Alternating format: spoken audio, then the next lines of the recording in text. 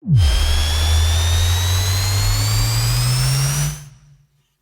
the gym and in the car, with our advice you could go far. We fuck things up and we make mistakes, and talk about our sexy dates. We host events and go to clubs, but most of all we're still in love. It's getting hard for this to rhyme, just as well, 'cause it's bed hopping time. Hello and welcome to the Bed Hoppers podcast. My name's Mr. H. And I'm Mrs. H. Thank you for joining us today. This is episode 169. And this is a very special episode, not just because it has 69 in the title. In fact, actually, this is more of a part 2. Oh, yes. Part 1 has already gone out. Yeah, so if you want to hear part 1 of this episode, head on over to the Wanderlust Swingers podcast, and we're going to be talking all about the Winter Wonderland event that we held with the lovely Kate and Dow of Wanderlust Swingers. Head over to their podcast, hear part 1, and then seamlessly segue into this one. Or if you want, just listen to part 2. There's plenty to like in here. Effectively, this is the best bit, really. I mean, I can't back that up at all. I mean, we're the Wonder Hoppers now. The Wonder Hoppers podcast, We've spawned a new thing. There's a new alliance. A new player has entered the game. Exactly. So what we're going to do is, in that one, we're going to talk all about the start of Winter Wonderland. Mm-hmm. This one, we're going to talk about all sorts of bits and bobs. So what we're going to do in a minute is play a recording that we made with Kate the other day, where we're going to go into some of the feedback, how it went, some of the behind the scenes stuff, and maybe a little bit of the naughty stuff. Maybe not too much of that. Maybe a little bit of that. Just to keep you listening. Some good reflections and some constructives that we took from it as well. Yeah. So if you went to Winter Wonderland, this will definitely be the podcast view. If you didn't, I'm sure there's plenty to enjoy with us just nattering on between us and Kate, which is delightful. But before we jump into that, we've got an announcement. Oh, we've just released the information for our next social. Oh, I thought you were going to say that we're getting divorced. What? I know. Just so we can get married again, right? Yeah, right, totally. We're going to have a Pokemon wedding. No, we're not. We're really not going to have a Pokemon wedding. Why? Because no. If we could have another wedding, though, yeah, what would it be themed? Would it be themed? Because you like themes, you like dressing up. All right. It'd be an excuse to get some more sparkly shoes, maybe. Maybe. I don't know. Maybe it would be like a Star Wars one. That's too popular. Yeah, it's very... Yeah, too clique. I don't know. I'd have to have a think about it. A Louis Theroux themed wedding. A Louis Theroux themed wedding? Yeah. With all the guests just sat there going, we got to get through this. It's very, very tranquil. It's lots of questions for everybody. It's a weird wedding. Literally a weird weekend of a wedding. Oh. There we go. See? Brought it round. Okay. All right. Anyway, talking of weird weekends, we've just announced our social, which is happening when, dear? It is on Saturday, the 27th of January, 2024, in a shiny new year. Exactly. So this is going to be in Southampton. So if you're in the South Coast or on the South Coast. In the South Coast. In the South Coast, get out of the water because it's fucking cold and come ashore and come to our social. So tickets are already on sale for our patrons and for our Discord members. That's people who have been to our previous event, but we'll be opening up over the course of the next week. So look out on Swing Hub, look out on Twitter or X or whatever you call it, on Fab or whatever. Just all over the place. Just all over the place. Come and find it. Come and join us. It'd be lovely. This is going to be a real sort of, I love the socials, real good party, real good getting to know people, finding out absolutely no kissing apparently, ever. No, not at all. Nope, that doesn't happen. Ever, never happens at a social. We can neither promise nor guarantee anything throughout the course of this. However, it is a non-play event. Yeah. So, no pressure. And it should be treated as a vanilla venue. So within the boundaries of what you feel is appropriate for that, of course. You can still dress up nice. Yeah, you can still dress up nice. It's going to be a nice dress to impress kind of thing. Not like crazy dress to impress, but like come smart. Come smart as fuck. In fact, I might call it the smart as fuck event. God. Yeah. Speaking of festive things, yes, I've got a snowball. Yeah. Oh, don't be smutty. Okay, so you've got the drink known as a snowball. Yes, you're being smutty. And for people that have never heard of this thing, the smutty one or the non-smutty one? Either, which one is which? Or the smutty version of a snowball, is it when you come in someone's mouth and then they put it back in your mouth? Yes. Oh. That's not what we're doing. Oh. No, I know. I'm just saying that is not what we're doing. No, I'm having an actual drink, which is a festive drink called a snowball. And I think it's Advocate and lemonade. Okay. Is that right? Yeah. It's something like that. It's it's like yellow, but it's almost like fizzy cream. Yeah. It always tastes. It always tastes out of date to me. It's not bad. It's a very retro drink. It is very, very retro. It's been going for years. Ever since I was a kid, I can remember my mum and dad having snowballs and eggnogs and baby shams. It's one of those retro cocktail cabinet drinks that you always found in your mum's house in the drinks cabinet. Yeah, I remember having like a great aunt that had like a drinks cabinet that had lots of those sorts of things, and probably some little things. Spanish wine that was in a net. Like Mateus. I don't know. Well, there is a wine called Mateus that I always remember mum and dad used to get from like the local Indian takeaway when we used to go there for a meal, and it was always in like a sort of overly sort of bottle with like a big base, and it did have a net. Yeah, I just remember a drink with a net on display and lots of miniatures in there. But like, I guess they would have been like very sort of retro brands or bit old of sherry brands. would be in there, no doubt. Definitely a bit of that in there. Harvey's Bristol cream sherry. And probably some of those little cherries that you get. Not the good ones you get nowadays where they're super alcoholic. Nah, but just like the bright red glacé cherries. The ones you can see from 6 miles away.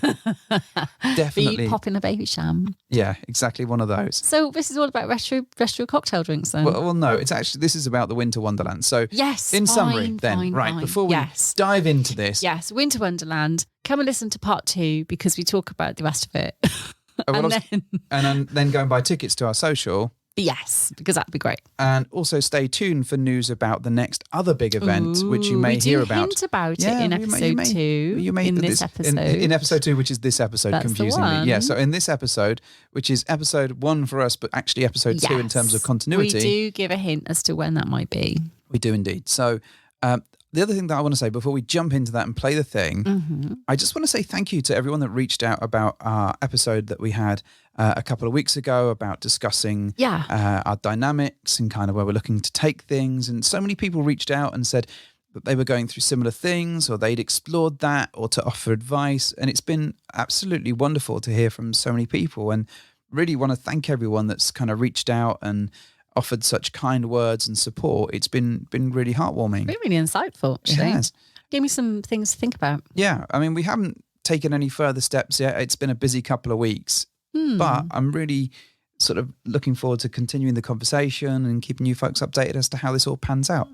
Are you going to take things in a new direction? New direction. I see what you're doing there, wife. Anyway, let's play the thing.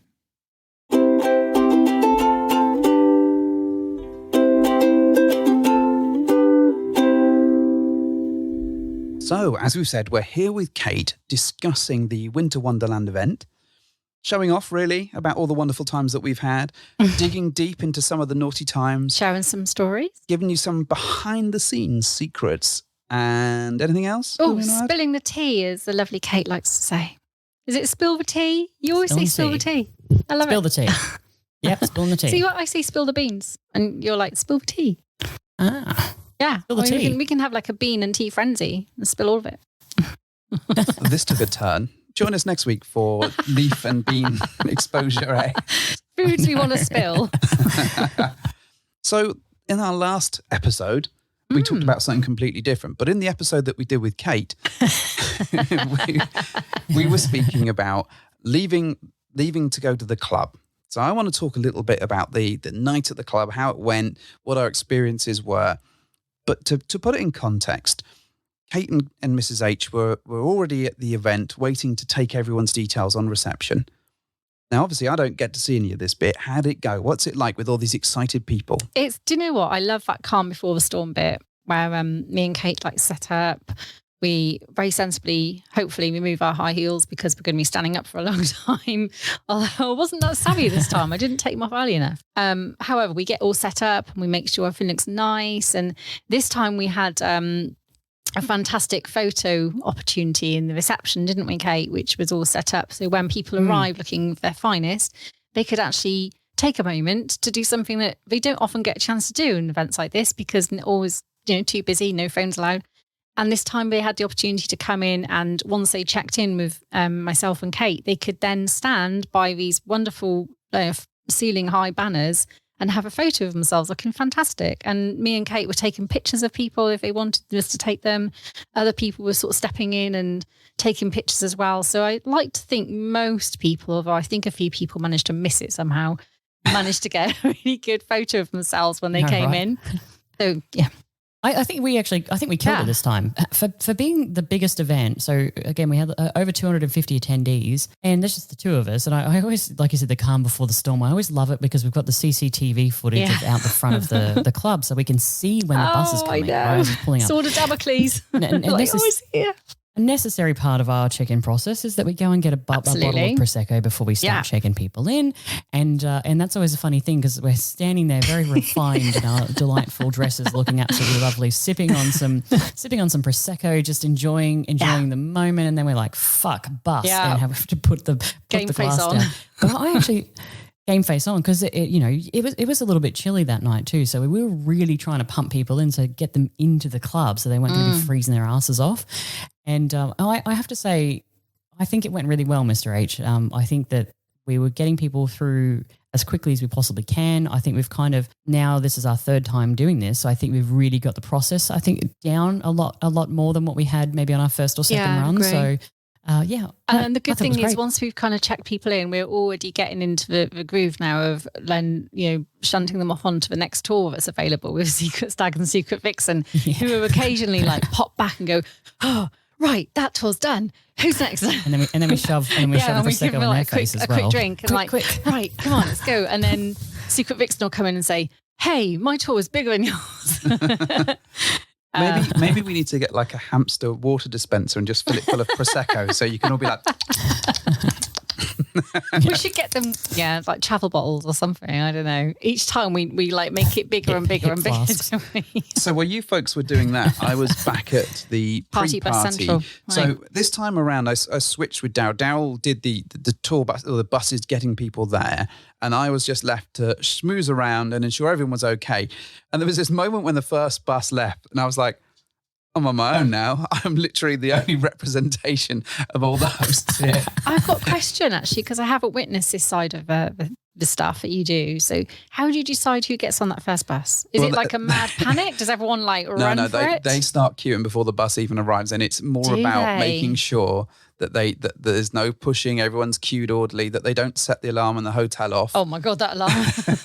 Because that goes off every couple of minutes.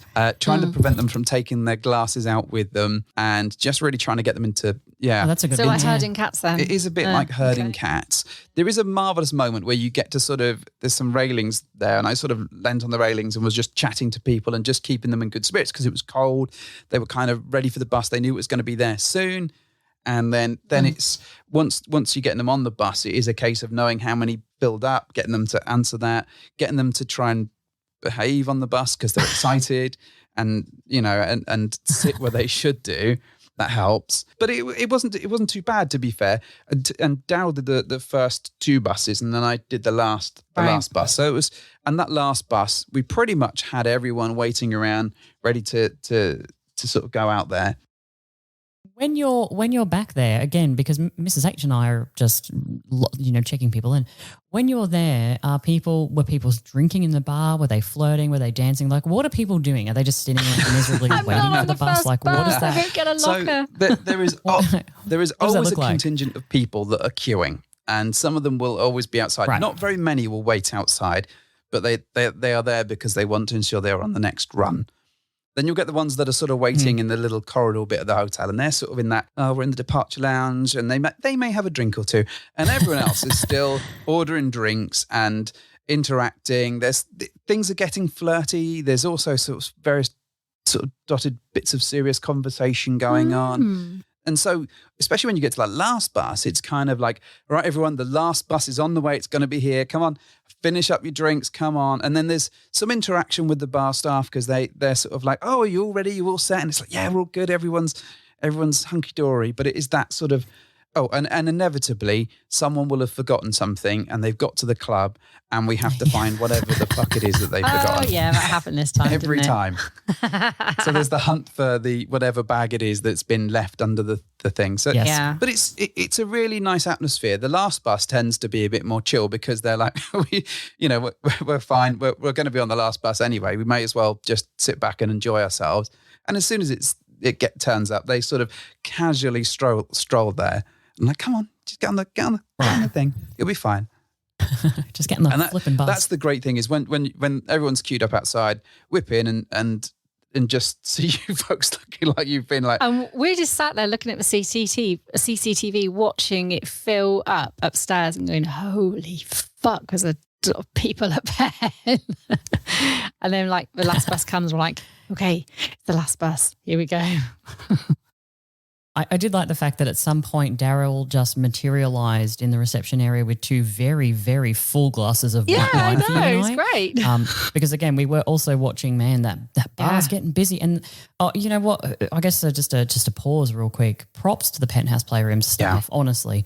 They do such a fabulous job of trying, again, it is a large group of people. Like I think they had 5 different bar staff serving everybody.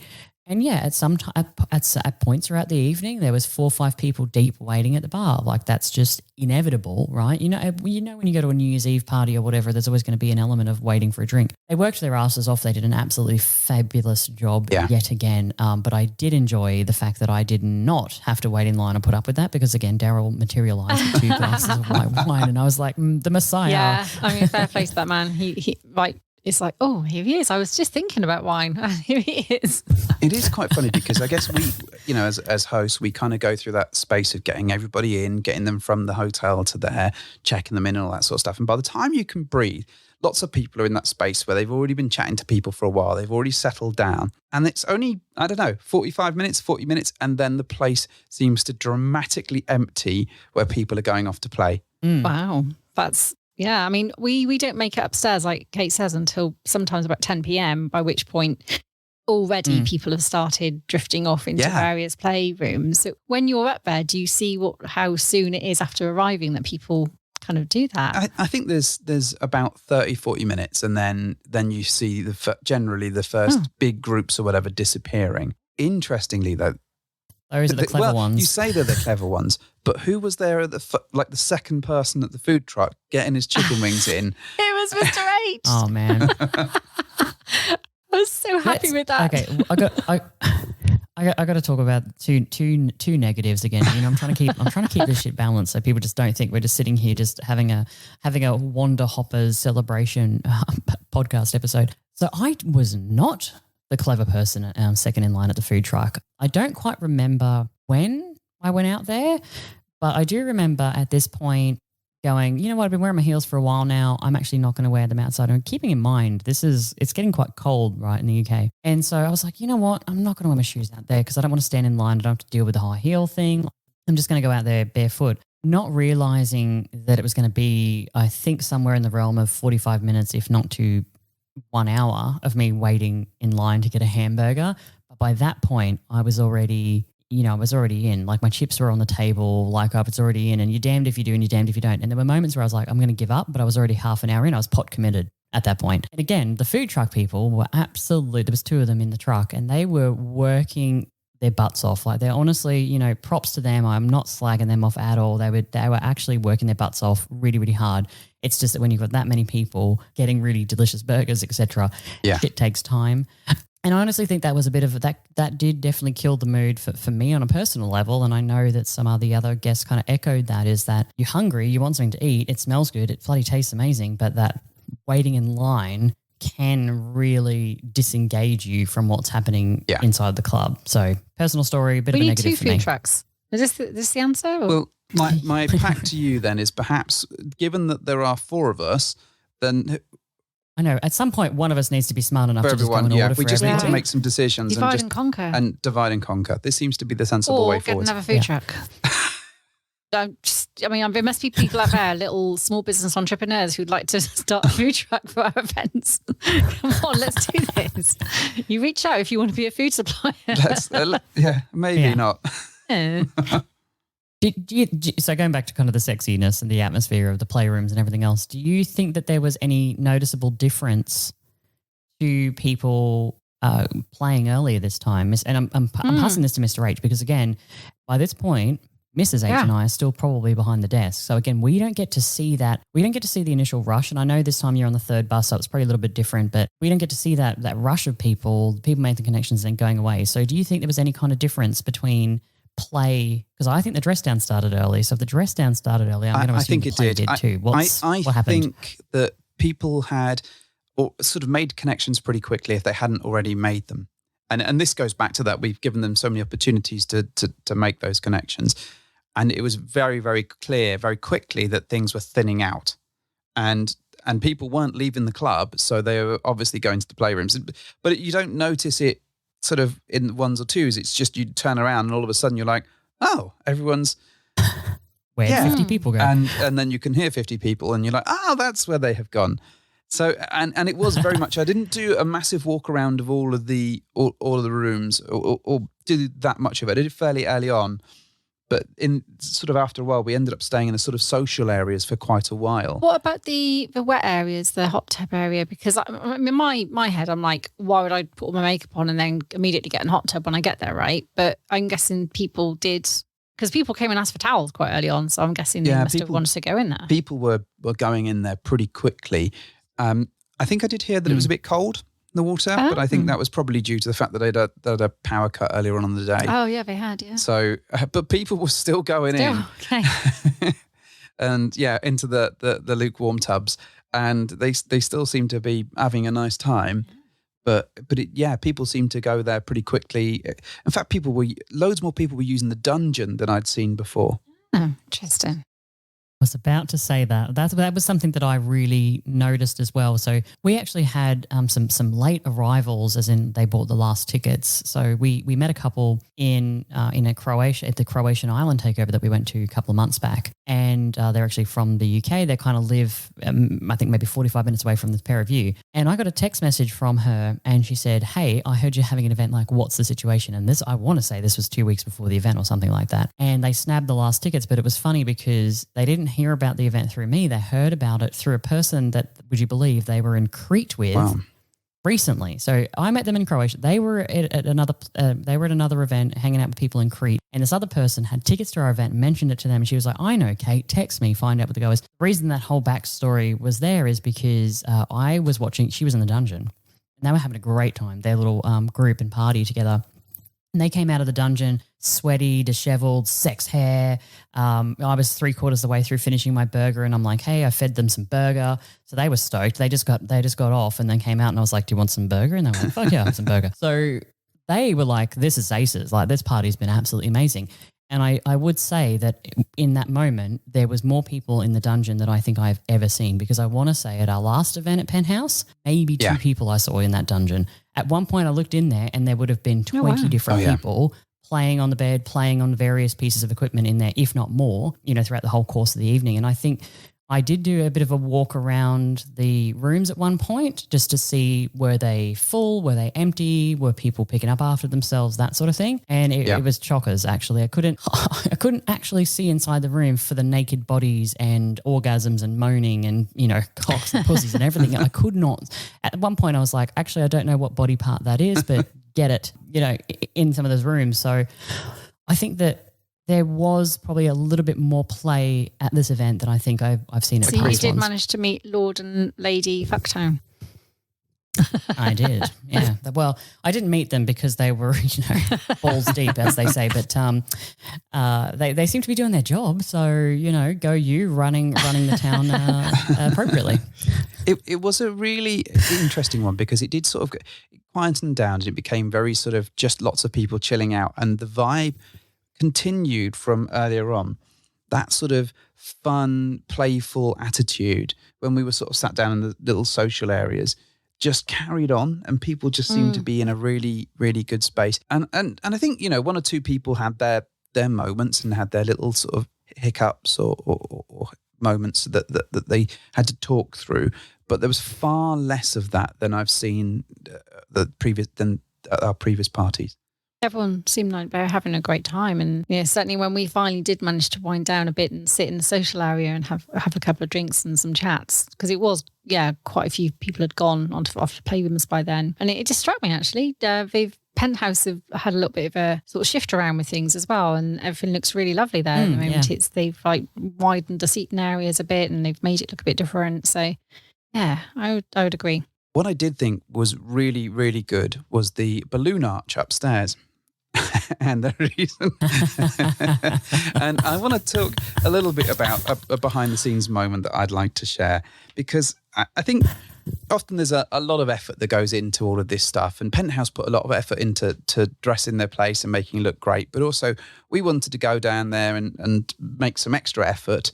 So this is Kate, Mrs. H and I. So I don't know, about midday we sort of shuffled over into Penthouse, where they had a power cut at the moment, and we couldn't actually see the whole of the bottom floor, which was the bit that we wanted to decorate with our large banner and with the sort of winter one, the balloons and the snowballs and the lights and the hanging decor and streamers, all this sort of stuff. All the things. So we are, we had the door initially open so that you could see and let light in, but it was so fucking windy that it kept blowing the banner over and blowing everything around. And so we sort of, in the dark, it was like an episode of X-Files where we were sort of shining torches, trying to put up this banner, trying to stick things up and all this sort of stuff. And we had this marvelous little silver trail thing that we were hanging up over the door. And honestly, the shadow it cast into fucking the rest of that hallway was scary as fuck. And I think Kate and I had both a realization of, this isn't very nice doing this in the dark with torches. You're all going to die down here. But then out of the dark, a man appeared and we were like, holy fuck. I know. Fuck. To say that place is dark when there's during daylight hours, when there's no lights on and there's nothing, no doors open, to say that place is dark is an understatement. I was like, oh, she'll be right. We should be able to try and know. We were not. We had like 3 torches going. And again, there's comedy of errors, things that people just don't know. When you rock up to an event like this, you're like, oh man, this is really cool. Oh, buses going to the club. Oh, fantastic. Oh, great check-in process. Oh, wow, look at the decor. And in the background, you've got 3 people standing in the dark, one of them eating an egg. That egg was so stinky. A boiled egg from that was the so stinky. I tried to balance it out with my Marmite cashew nuts. Eating a boiled egg from the servo that you've collected because you're bloody starving in the dark, trying to figure out how to put a banner up. That's the behind the scenes show, guys. It's all very razzle dazzle down here. My favourite bit was that though we took the balloons that Kate had made. She made a balloon arch and it was lovely, or a string of balloons. The back must have been about 40 balloons, something like that. Something like that. Yeah, something like that. You created it upstairs because there was power upstairs. And so I sort of diligently brought it downstairs in an attempt to hang it up. Couldn't really do it. Then you came down as well. And then the wind took it and it went all the way through Penthouse, nearly all the way outside, just on this gust of wind. And it was just a comedy of errors. And in the end, I ended up tying it up next to the cage near the main dance floor. But it was just this, I love these little moments. And then all our snowballs came flying away. Every time a bloody door opens, like, for God's sake, it's like a snowball launching cannon going on. Oh, God. Oh, dear. We do these things for love, right? So other behind the scenes, before we talk maybe a little bit about the other things that happened at the event, again, nothing is always perfect. I think for the most part people were absolutely fabulous, but we did have one cheeky sod. Do we want to talk about the cheeky sod? We can talk about the cheeky sod. Yeah. Absolutely we can. So it happened around about, I want to say about 11ish, maybe. I was in the line at the food truck, so I have no concept of time at this point. And fun fact, I was covered in some ridiculously amazing sauce that my chicken wings had been covered in. So because I was lucky enough to get some amazing chicken wings because Mr. H went and got them for me. Thank you. So I just finished those and I was on my way to the bathroom to wash up and everything. And as I came back, we had the opportunity to review some CCTV footage from the Penthouse security team. And it turns out the cheeky sod that you've aforementioned managed to go behind the reception and cause a bit of damage, it seems. Yeah, so it sounds like we had somebody who decided they were back there and decided to take what I'm assuming was like a bottle of Coca-Cola or something out of the fridge. And, and attempted to then, once approached that, no, I didn't do any of that. And it's like, dude, here is the footage. And then still continuing, no, I didn't do that. I don't know what Whilst you're talking about. holding said Coca-Cola, by the way. Yeah, exactly. Oh, God. It reminds me of when I was a kid, I actually stole a piece of chocolate from the chemist. Mum was picking up a script for some medication at the chemist. And I was like, Mum, can I have this piece of chocolate? It was sitting right in front of me, at kid eye height as they did back in the day. And I was like, Mum, can I have this chocolate? She's like, absolutely not. And I was like, no worries. And then I picked up the chocolate, put it in my pocket, right? Super stealth. As we're walking back to the car, again, keeping in mind I'm a young child. I was maybe 8 years old, maybe 7. As we're walking back to the car, I pull the piece of chocolate out of my pocket and start consuming it in front of my mum, who had just obviously not given me the money to purchase the chocolate. That's what reminds me of this particular individual who was like, I didn't steal a Coca-Cola whilst drinking the bottle of Coca-Cola. I know. So when I managed to find Daryl, who came and assisted me just to make sure everything was dealt with smoothly, and I just wanted a second opinion to say, hey, can you just watch this bit of footage real quick with me again, and we'll just see what we're seeing here. And he agreed, and then we spoke to Cheeky sod, and he was like, no, I wasn't doing anything. I was looking for a drink. No. Yeah. It's times like these when, this is why you have security as well. Actually, most of the time, security is actually not there for any malicious issues happening inside the club. Most of the time, security is actually there to stop civilians from getting in, to tell the people that don't have tickets, sorry, it's a private party, that sort of thing. I think that, they did a really good job, and I appreciated the fact that they brought this to our attention without judgment on us, because the relationship we have to have with the vendors, with people like Penthouse Playrooms, is obviously paramount. And I appreciate the fact that security have brought this to you. You've obviously had a discussion with Daryl. It's been actioned. Yeah. They've agreed. You've agreed. And, that person was removed from property. They've obviously been banned from our events because of the fact that, it was a bottle of Coca-Cola or whatever. Maybe it was £2-3 or whatever it was. But that vendor relationship, that relationship between us and the club, and having somewhere that is safe for us to go to is so important. And also we make stupid decisions, I think, sometimes as humans when we're drunk or whatever the case may be. And that's a stupid decision this person made. And unfortunately, it just kind of, that's it for them, for us. Anyway. But, at least there wasn't really anything else that the kind of security had to bring to our attention at night, which is brilliant. No. That was a very minor part of the whole thing, thank goodness. But they dealt with it so smoothly, so well. And I don't think anyone really sort of noticed anything, which is nice. True. Do you guys want me to read you some more stuff and then you can stay off of it? Okay. So a third question we asked in the survey, we asked, what was your biggest takeaway from the event? This person responded with, the socializing aspect of the event is by far the most important part. We didn't actually play, but feeling that we were part of a big, warm bubble of welcoming, open community was amazing. How do you feel about that? Exactly what we want to hear. Yeah, that's why we do these things. That's why that's why we're doing it. And we've said to people time and time again, you don't have to do anything you're not comfortable with, and you don't have to go to an event that is, in a venue that supports play. You don't have to play. You can just go and take in all the social interaction you want and get what you need from it, and then sit back and think about it. And then if you don't play, it doesn't matter. Or you can spend an hour waiting for chicken wings. Oh, yeah. Chicken wing. Yeah, we can do that. I agree. I think that having that person say we didn't play is a real benefit, because of the fact that we are, as podcasters, we're constantly telling people like, you don't have to do anything you don't want to do, and you can just be wallflowers. Having that come directly from one of our guests, I think is great. I'm glad they felt comfortable enough to tell us that they didn't play without fear or judgment. Okay, so biggest takeaway, the people were excellent and helped myself and my partner feel comfortable. In brackets, we are still That's new. Great. I think we've tried to make this as newbie friendly as we can. Each of these events that we've done has been very much focused on bringing new folks in, and people that have been sat on the edge and thinking, I'm too nervous to do a thing.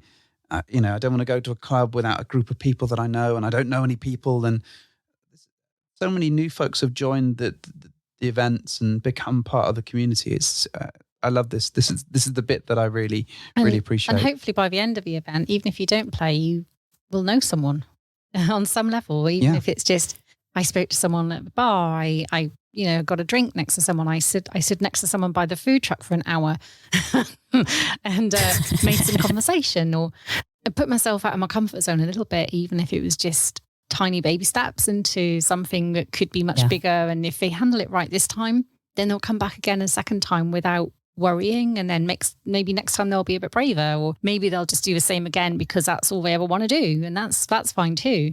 Yeah. But at least they're doing stuff to have a good time. I think you're right when you say you don't have to do anything, but maybe you can make a connection for a future time. I think those are some of, like, that to me is fantastic. Can you imagine turning up to an event and maybe you didn't play, but instead of thinking it like I didn't play, therefore this event wasn't a success for me, actually walking away with 4 or 5 new connections and potential dates on the calendar.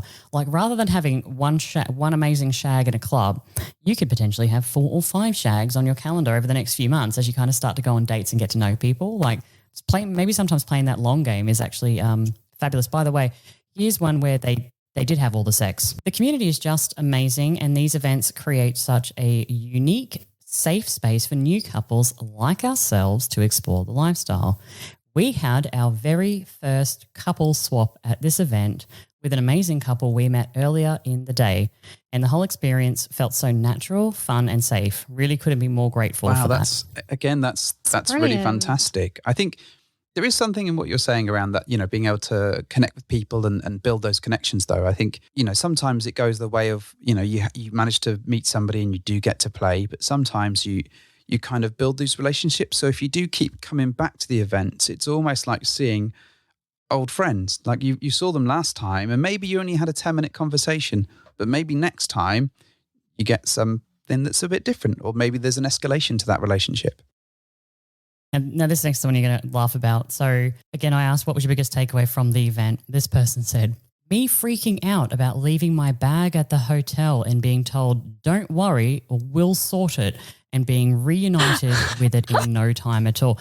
Mrs. H, do you want to maybe just share that little personal story, what happened, how it came about? Oh my goodness. So we were still at the check-in desk, and I think we might have been in between coaches. I think there was one more coach left to go, because it was Mr. H that found a bag. So we were still at the desk.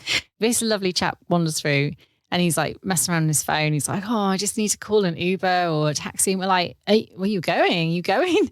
He's like, what's happened? And he's, my other half has left her bag back at the hotel. So I'm going to have to get a taxi now, which is going to be 25 quid, and go back and find it and then come back again. And we're like, whoa there, just hold on a second. We will sort this for you, because there's one coach left to go. So we just had to make a quick phone call back to the hotel, and they were able to secure said bag via the Sherlock Holmes Mr. H here. I did actually describe the bag to you. Well, you described the bag to me, and I was like rifling through someone else's bag thinking it was that one. Does it look like this? They're like, what are you doing with my bag? Oh, someone's lost their bag. I'm just trying to find it. And they're like, oh, okay, that's cool.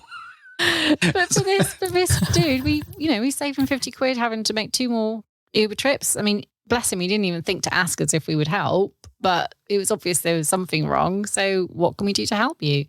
We're not just here to just do one thing, get you in that club and off you go. Wait, it was really funny because this is actually Jen and Daz that this kind of happened to, but we were like, okay, what's in the bag? And he's like, you know what? It's my partner's lingerie. Like, this is all her fault. It was her responsibility to look after the bag, and it's her bloody lingerie and rah rah rah. And he was actually not that grumpy about it, but he was more like, just, this is such an inconvenience, And so he's explaining the bag, and we're on the phone. What I thought was the comedy of errors that now it occurred, aside from the fact the bag had been left. I tried calling Mr. H. Of course, he can't hear his phone. He's mingling with people in the bar waiting for the bus, right? So he doesn't answer the phone. I'm like, okay, he's not picking up. That's a problem. So I'll call the hotel. And actually, I didn't call the hotel. I actually called straight away to the deputy general manager. So I called the deputy general manager, and he answered the phone. And I'm like, hey, buddy, yeah, it's Kate. Mr. H there at all? And he was like, oh, okay, so you're not actually calling for me, Kate. Thanks very much. And I was like, yeah, no, I don't actually want you at all. Can you just do me a favor, and can you be an errand person and go and find Mr. H? He says, yeah, no worries at all. Then he hands the phone to an individual that was actually the male half of Riz couple. So A answers the phone, who's the male half of Briz couple. He's like, yeah, on the deputy general manager's mobile phone. He's like, because the deputy general manager walks up to A from Briz couple, who is actually an attendee at our event, and says, here, the phone for you, Kate's on the phone. He's, of course, going, what the fuck? Why would Kate be on the phone for me? And he goes, okay, no dramas. He answers the phone and I'm like, hey, it's Kate. And I can tell his voice. And I was like, why do you have the phone? I'm actually looking for Mr. H. And he goes, oh, you're looking for Mr. H? I'm like, yeah, can you just pass the phone to Mr. H? Like, can somebody just give me Mr. H? Then finally I get you. So, A walks over, hands you the phone, gives it to you. And then I proceed to spend the next, I want to say it felt like 10 minutes, probably more like 5, explaining the exact design of the bag to you over and over again, to the point where I was like, it was an Adidas bag. And you were like, no worries. I've got an Under Armour bag here. And I'm like, Adidas. Oh, there's a Nike bag here. I'm like, it's an Adidas bag. Is it this one? It's a fucking black. And then obviously, like, this is very one-sided. So then Mrs. H is standing next to me at the check-in desk across from Jem and Daz. And I'm explaining the exact, and I'm like, no, not the Under Armour. Again, it's an Adidas. It's an Adidas bag. And so she's there going, what the fuck is happening? Like, why is he not understanding? It's a black Adidas bag. Like, what, and just coming up with is it a camel-shaped duffel bag or a suitcase? No. So that was the comedy of errors. I mean, how many bags were you rooting around in that bag? There's so many fucking bags. I know, yeah. And not one of them was where they said it was. This bag was significantly not in the same place. I just wanted to grab the phone and say, get the crystal, come out, just get the crystal. But I couldn't really hear very well. Also, I'd had at least 2 drinks at that point. So I was like, yeah, it's not this one. It's not this one. It's not this one. Oh, is it this one? It looks, because it was exactly as described, but it said like Airwalk or something. And I was like, can I hear that properly? I'm just going to have a look at it. And that's when someone was like, what are you doing? I'm like, oh, I don't know. It's clearly not your bag. But the good thing is your bag. They were reunited with the bag. And I think he was supremely grateful. Yes. He was. I did see her later in the evening with her lingerie, and I just walked past her. I was just going in passing, and I was like, that's a really nice lingerie, because obviously she knew. So I was kind of taking the piss at her a little bit, who was very delightfully, very sexily wearing her lingerie. And I was like, nice lingerie. And she's like, oh, thank you. Scurried off. So the takeaway from that is that every single person who perved on her in her lingerie owes the 3 of us a absolutely drink. they do. That's what I'm hearing. That's the takeaway. That's the takeaway. Let me see what else. I just want to maybe give you guys one more before you might want to close it down. Let me see here. Oh, this one's nice. So again, biggest takeaway, and it's how much fun this tribe of people are. Also, how wonderful it is to be surrounded by like-minded people in an environment where you can be totally yourself. Having the whole hotel was liberating, and there was no fear of upsetting anyone with conversations they may hear. So it kind of goes back to what we were talking about earlier, with people just being a bit more relaxed, that you don't have to, have fake words or pseudonyms or anything like that. You can just literally say yes, no, and then I was eating her out and not have to worry about the people surrounding you. What do you guys think about that? I loved the kind of having the whole hotel to ourselves was such a relief, because like you say, you're not worried constantly that someone's going to be doing something they shouldn't, and like someone's getting a blowjob in the corner of the lobby and you're like, no, it's going to be people. No, all good. We're in a hotel. You can do what you like within reason, as long as it's consensual and everyone's doing what it should do. But the main thing was having the whole takeover was just amazing. It was so cool to fill it with just like-minded people who could just have the freedom to just wander around to the hotel rooms, and people were decorating their doors. It was fabulous to see people just liberatedly like wandering around the corridors with like shots and in dress down. It was like, this is great. This is exactly what we wanted to happen, for people to feel like they're on holiday, actually. Even though for some people it was only one night, and for some they were lucky enough to have a whole weekend, it felt like a holiday, felt like a complete little breakaway, an adult weekend. Like, I love it. The measure of how well it went and how much community was created and expanded upon, I think is really felt when it comes to that last moment when everyone has to go. And I always find at these things that we come away and it's emotionally draining, because you say goodbye to everyone, and some of them you don't know when you're going to see them for a while. And actually everyone said the same thing, that it was really hard to let go of that group, and it was really hard to say goodbye.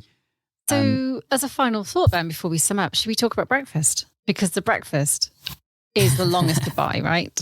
It is the longest goodbye. How long do we need to have breakfast and say goodbye? It's got to be at least 3 hours. At least 3 hours. If you think you can do it in half an hour, I mean, it might take you half an hour to navigate the weird cattlery and get some breakfast. You might as well spend 2.5 hours saying goodbye over and over in that lobby for so long, because more and more people drift in, drift down, get their luggage, and you're just there for hours saying goodbye to people. And it's just lovely to see people hugging and swapping details and, you know, doing a little mini walk of shame with like, oh, I feel hanging, but I had such a good time. It's just amazing. Yeah. That breakfast environment is amazing. I love it. I will say too, I was really happy that the hotel extended their breakfast hours out for us, and they did everybody a late checkout. Like when I rolled back to the hotel at, I don't know, whatever it was, 1 or 2, whatever it was in the morning, and I walked in and the assistant general manager was still there because he was obviously looking after our event, making sure that everything ran smoothly. I walk in the front door and he's like, Kate, 11:30 breakfast will finish, so we've extended it out, and everybody can sleep in and not leave and everything until 12 noon. So, you know, they extended the checkout, and you're right. I think having that breakfast the next morning is actually such a good shout. You underestimate how energetic and how interesting that is, and people get around and mingle. And I always try to go down, even if I'm not eating, and I try to like sit with people that maybe I haven't had a chance to talk to. Like that's one of my personal goals of the Sunday morning breakfast is moving to some tables where I haven't had a chance. And I think I sat with 6 different tables that morning. Again, I had a coffee and I think I came over to you guys at one point and had a croissant in my hand. So that was, you know, the length of time. But yeah, that's definitely a highlight. It's really, really lovely. I always do have breakfast, but I'm also very happy to have breakfast on the move. and have another breakfast after that. Another breakfast. But I think by the time you saw us, so we went to bed, I think, at 5 a.m. that night. And I think just a little bit of insight into the end of our night. So we were chatting to a wonderful couple, and we in fact, they asked us if we wanted to play. They did. But this was at about 2:45 in the morning. Oh, we never learn. This is the one thing we cannot ever seem to get right. We always manage to wait until the latest possible moment when everyone's tired. I'm like, should we do this now? Well, that is the swinger code, dear, obviously. But we did end up going into a room, and then after about 4 minutes in the room, there was a knock on the door, and we basically got asked to leave Penthouse Playrooms because they were shutting down the club, and we were pretty much the last people in there. So that was quite a good staying power. Thing. Yeah, we stayed on to the very end. Switch the lights off, put chairs on the table, and again at the breakfast, I think it was just us and one other person that was left, and they went and they were like, okay. We were like, what do we do now? We're like, I suppose better go home now. Oh, it was really. I felt like we should have turned the hotel lights off on the way out. You know. Although I did have a really nice chat with your duty manager guy that you've been chatting to. He had a really good chat with us while the last people were packing their car, and he was just like, "Well, like when's the next one?" Like, hold on, just give me a second. Well, spoiler as we get ready to say goodbye. Is there a next one? Well, I think we need to tell people there will be another one, and should we give them a date? Because we made them wait until this segment of the podcast, right, to tell them. We can't give them a date though, because then our community members won't get first dibs. You see, so what can we? I mean, we want to tease. Well, you know what? I tell you what, there is definitely another one coming, and it's very early in spring. Yeah, I think that is absolutely fair. Hang on, do we know when spring starts? Because we've taken flack for holding a Winter Wonderland event in autumn. Do we know our seasonal things? Yes. Okay. It will be spring. Spring is what? There is something coming soon. You'll hear about it in our communities over the coming weeks. Obviously, it's very early days, and we're yet to decide on a lot of stuff. We are. But we are fucking excited about this one. And if we can do another event with another room crawl and another takeover, oh my God. Imagine. It's just going to be one giant room crawl. It's going to be like a convention centre. Do we want to say right now on this podcast, we had 10 hosted rooms. Do we want to aim for 15? Is that something we're going to throw out for ourselves? So someone came up to me with an interesting idea. Do we go for 20 rooms and do an hour of 10 rooms and then an hour of the other 10 rooms? All the options, but for now, I think we have to. That's a discussion for another time. I think that's something Yeah, we'll have to get the brain trust on it. Absolutely. I'll see what your canoodle are doing. We'll get Penny in them as well. Yeah, absolutely. Well, okay. What I want to say is that it was absolutely fantastic hosting the event with you, Kate, and also Daryl. It was our pleasure to hang around again and make so many people happy. Yeah, and I think that's the takeaway for us. It felt like a lot of people went away really happy. I hope that's the case. And if there were anyone who didn't go away happy, then I'm really sorry. And please come and talk to us and tell us why. But they did a survey, probably. Yeah, we'll answer the survey. Yeah. And let us know what's going on. I do also just want to say, yes, again, thank you to the attendees, because each and every time that you put your faith in us, put your time in us, put your money towards this coming to this event, extending your stay on the Friday night, every time you make those decisions, it's really humbling for people to actually even want to do that, put that much faith in the fact that they're going to come to this, stay a night or whatever, spend the money, do the themes, get dressed up, all the stuff, spend this time, which is obviously a finite resource on coming. And it's just, I really, really appreciate everybody turning up for us, and going back to the beginning of the first segment of this podcast, not making me live in a shelter out in the cold during winter. So thank you for turning up for us, because there were times there where I was really getting quite stressed. Well, wife? Yeah. Okay. Well, thank you for hopping into our bed.